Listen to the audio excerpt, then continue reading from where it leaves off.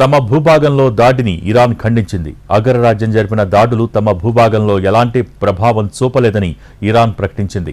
No radiation effect అంటూ Gulf ధృవీకరించింది. మరోవైపు తమ ప్రజలకు ఎలాంటి ప్రమాదం జరగలేదని, అసలు కాలుష్యమే జరగలేదని ఇరాన్ తెలిపింది.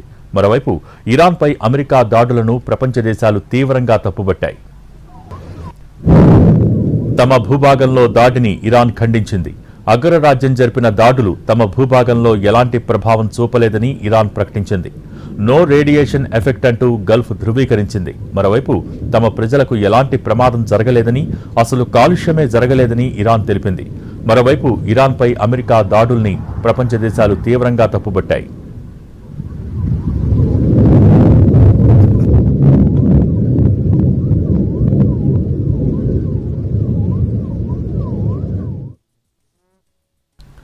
దాడులు ఆపమన్నారు, ఆపలేదు. దాడులు జరుగుతూనే ఉన్నాయి. శాంతి చర్చలకు రమ్మన్నారు. అందుకు 2 వారాలు సమయమిచ్చారు. కానీ 2 రోజులు కూడా ఆగలేదు. అత్యంత ప్రమాదకరమైన దాడులతో విరుచుకుపడింది. భీకరంగా జరుగుతున్న ఇరాన్ ఇజ్రాయెల్ యుద్ధ రంగంలోకి అమెరికా వచ్చి చేరింది. ఇరాన్లోని 3 న్యూక్లియర్ సైట్స్పై ట్రంప్ సైన్యం విరుచుకుపడింది. వాటిపై అమెరికా యుద్ధ విమానాలు బాంబులు వేశాయి.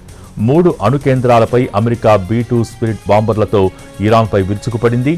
ఫోర్డో, నతాంజ్, ఇస్ఫహాన్ అణు కేంద్రాలపై భారీ దాడులకు పాల్పడింది. ఈ విషయాన్ని అమెరికా అధ్యక్షుడు ట్రంప్ స్వయంగా ప్రకటించారు. భారీ బాంబులు ఫోర్డోపై వేశామని ట్రంప్ ట్రూత్లో పేర్కొన్నారు. ఇరాన్ గగనతలం బయట నుంచే ఈ దాడులు చేశామన్నారు. విమానాలు సురక్షితంగా తిరుగుముఖం పట్టాయన్నారు.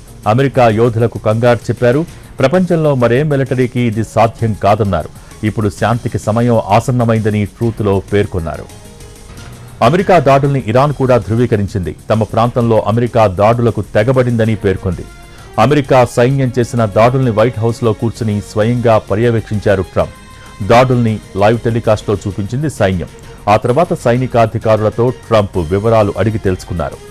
మరోవైపు ఇరాన్పై అమెరికా దాడులు చేయడంపై హౌతీలు హెచ్చరికలు జారీ చేశారు. దాడుల్ని ఆపకపోతే ఎర్ర సముద్రంలో అమెరికా నౌకలపై దాడి చేస్తామన్నారు. వాటిని కూల్చి ప్రతీకారం తీర్చుకుంటామని వార్నింగ్ ఇచ్చారు.